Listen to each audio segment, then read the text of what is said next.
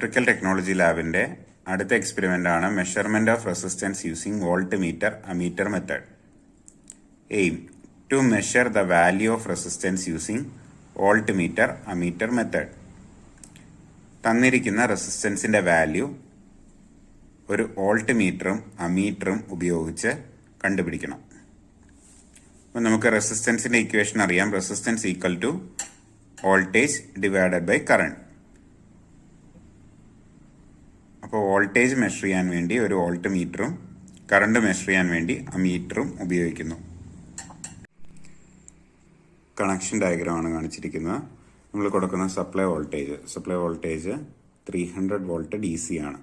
Plus terminal, negative terminal. അതിനുശേഷം ഒരു circuit breaker, അതായത് ഈ സർക്യൂട്ട് ബ്രേക്കർ നമുക്ക് ക്ലോസ് ചെയ്ത് കഴിയുമ്പോൾ സപ്ലൈ സർക്യൂട്ടിലേക്ക് എത്തുന്നു.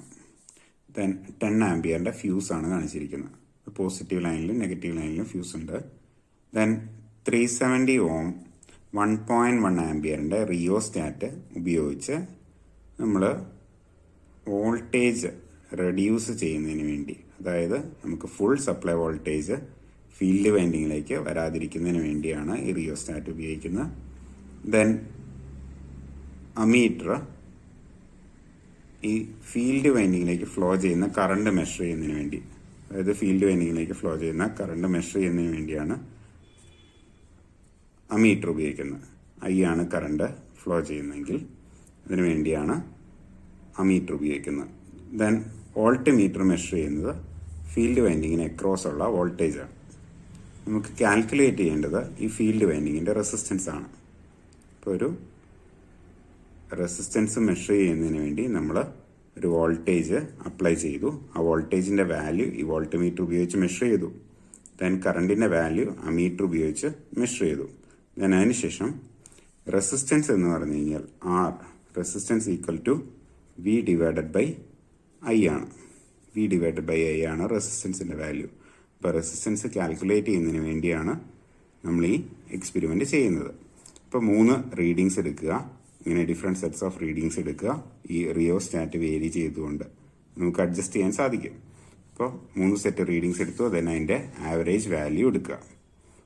അതാണ് resistance of this field coil. Items required. First one, volt meter.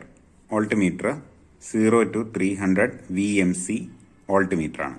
അതായത് 0 to 300 വോൾട്ട് മെഷർ ചെയ്യാൻ പറ്റുന്ന moving coil type voltmeter ആണ്. മൂവിംഗ് കോയിൽ ടൈപ്പ് വോൾട്ട് മീറ്റേഴ്സും അമീറ്റേഴ്സും DC മെഷർമെന്റിന് വേണ്ടിയാണ് ഉപയോഗിക്കുന്നത്. അപ്പം അത് ഒരു ഒരെണ്ണം മതി.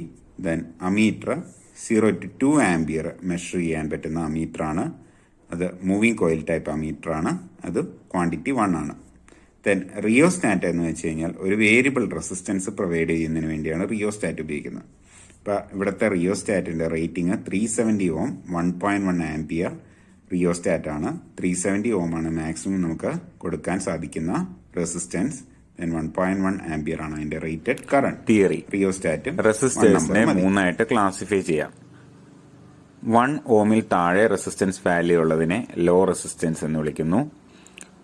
1 ഓമിനും 100 കിലോ ഓമിനും ഇടയിൽ വാല്യൂ ഉള്ളത് മീഡിയം റെസിസ്റ്റൻസ്. 100 കിലോ ഓമിനേക്കാൾ വാല്യൂ ഉള്ളത് ഹൈ റെസിസ്റ്റൻസ്.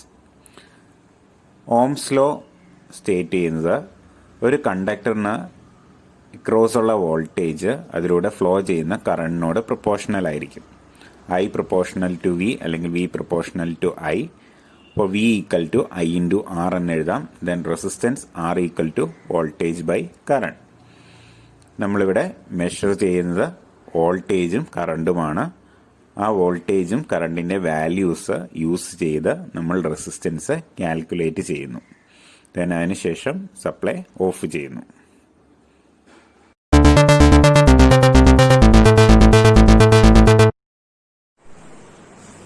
നമ്മുടെ ഇലക്ട്രിക്കൽ ടെക്നോളജിയുടെ ലബോറട്ടറിയാണ് ഈ കാണുന്നത്. ഇവിടെ നമ്മൾ ചെയ്യാൻ പോകുന്ന എക്സ്പെരിമെന്റ് എന്താണ്? Voltmeter ammeter measurement of resistance. First ഇത് DC വോൾട്ടേജ് സോഴ്സ് ആണ്. DC വോൾട്ടേജ് സോഴ്സ് എന്ന് പറഞ്ഞാൽ നമുക്ക് ആവശ്യമുള്ള DC വോൾട്ടേജ് ഇത് പ്രൊവൈഡ് ചെയ്യും. ദെൻ ഡി സി വോൾട്ടേജ് സോഴ്സിൻ്റെ ഈ റെഡ് ടെർമിനലാണ് പോസിറ്റീവ്, ദെൻ ബ്ലാക്ക് ടെർമിനൽ നെഗറ്റീവാണ്. നമ്മൾ ചെയ്തിരിക്കുന്നത് പ്ലസ് ടെർമിനലിൽ നിന്ന് കണക്റ്റിംഗ് വയർ ഉപയോഗിച്ച് നമ്മൾ ഒരു റിയോസ്റ്റാറ്റിലേക്ക് കണക്ട് ചെയ്തിരിക്കുന്നു. റിയോസ്റ്റാറ്റ് എന്ന് പറഞ്ഞാൽ ഒരു വേരിയബിൾ റെസിസ്റ്റൻസ് കൊടുക്കാനുള്ള ഒരു ഡിവൈസാണ്. വേരിയബിൾ റെസിസ്റ്റൻസ് കൊടുക്കാൻ വേണ്ടിയാണ്. ദെൻ റിയോസ്റ്റാറ്റിൻ്റെ അടുത്ത എൻഡ് എടുത്തിട്ട് നമ്മൾ കണക്റ്റിംഗ് വയർ ഉപയോഗിച്ച് ഒരു അമീറ്ററിലേക്ക് കണക്ട് ചെയ്തിരിക്കുന്നു. അമീറ്റർ ഉപയോഗിക്കുന്നത് കറണ്ട് മെഷർ ചെയ്യാൻ വേണ്ടിയാണ്. ഇവിടെ ഉപയോഗിച്ചിരിക്കുന്ന അമീറ്ററിൻ്റെ റേഞ്ച് എന്ന് പറഞ്ഞാൽ 0 to 1 ആംപിയർ, അല്ലെങ്കിൽ രണ്ട് റേഞ്ച് ഉണ്ട്, 0 to 1 ആംപിയർ അല്ലെങ്കിൽ 0 to 2 ആംപിയർ. അപ്പോൾ ഇവിടെ മേളിൽ നോക്കി കാണാം എന്താണ് 2 ആംപിയറിൻ്റെ ടെർമിനലുണ്ട്, 1 ആംപിയറിൻ്റെ ടെർമിനലുണ്ട്. നമ്മൾ കണക്ട് ചെയ്തിരിക്കുന്നത് 2 ആംപിയറിൻ്റെ ടെർമിനലാണ്. ദെൻ ഈ ഒരു അമീറ്ററിൻ്റെ ടെർമിനൽ നമ്മൾ കണക്ട് ചെയ്ത് ഷണ്ട് മോട്ടറിൻ്റെ ഫീൽഡ് വൈൻഡിങ്ങിലേക്കാണ് കണക്ട് ചെയ്തിരിക്കുന്നത്. ഷണ്ട് മോട്ടറിൻ്റെ ഫീൽഡ് വൈൻഡിങ്. അപ്പോൾ ഈ ഫീൽഡ് വൈൻഡിങ്ങിൻ്റെ ഇത്രയും ഭാഗത്തിൻ്റെ റെസിസ്റ്റൻസ് ആണ് നമുക്ക് മെഷർ ചെയ്യേണ്ടത്. അപ്പോൾ ഈ ഫീൽഡ് വൈൻഡിങ്ങിൻ്റെ എൻ പോയിന്റ് നമ്മൾ ഇങ്ങോട്ട് കണക്ട് ചെയ്തിരിക്കുന്നു. ഈ ഒരു നെഗറ്റീവ് സപ്ലൈയിലേക്ക്, നമ്മുടെ സപ്ലൈയുടെ നെഗറ്റീവിലേക്ക് കണക്ട് ചെയ്തിരിക്കുന്നു. അതാണ് നെഗറ്റീവിലേക്ക് കണക്ട് ചെയ്തിരിക്കുന്നു.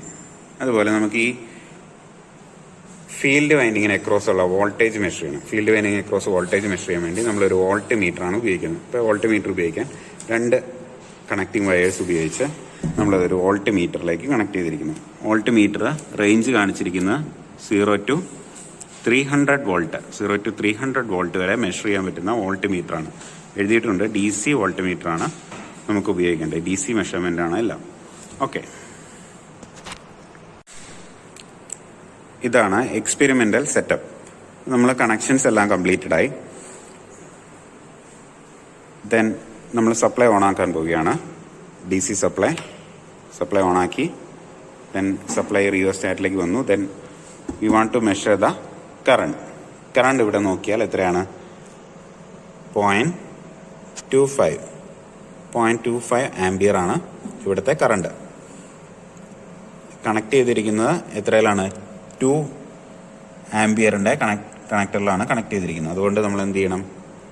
ഇവിടെ കാണിച്ചിരിക്കുന്ന 0.25നെ 2 വെച്ച് മൾട്ടിപ്ലൈ ചെയ്യണം. അപ്പോൾ ഇവിടെ 1 ആംപിയറിൻ്റെ സ്കെയിലാണ് കാണിച്ചിരിക്കുന്നത്. അപ്പോൾ 2 ആംപിയറിലാണ് നമ്മൾ കണക്ട് ചെയ്തിരിക്കുന്നത്. അപ്പോൾ 0.25 ഇൻറ്റു 2 ചെയ്യുമ്പോൾ എത്രയാണ്? 0.5 ആംപിയർ ആണ് ശരിക്കുള്ള റീഡിങ്. 0.5 ആംപിയർ ആണ് ശരിക്കുള്ള കറണ്ട്.